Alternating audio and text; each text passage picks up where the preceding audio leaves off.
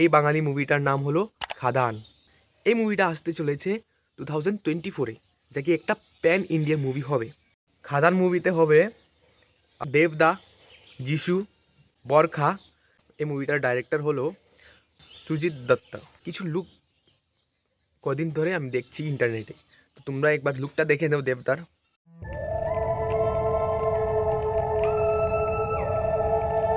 Family নিয়ে ব্যস্ত আছি বলে কি ভাবেছিস?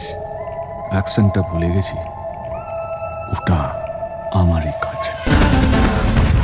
তোমরা লুকটা দেখলে কি অসম না? এ দেবদার দাড়ি সাই। তো তোমরা জানবে আগেও প্যান ইন্ডিয়া মুভি বানানো হয়েছে বাংলা ইন্ডাস্ট্রিতে, যেমদার চেঙ্গিস মুভি। এটা ছিল একটা প্যান ইন্ডিয়া মুভি। এবার দেবদার একটা প্যান ইন্ডিয়া মুভি হবে।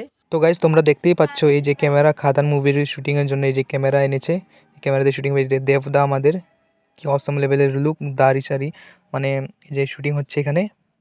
আর পাবলিক আছে সবাই, এই যে পুলিশ কয়জন আছে মানে সরিয়ে দিচ্ছে। খাদান মুভির শুটিং গাইজ, এই যে দেবদা আমাদের শুটিং হবে।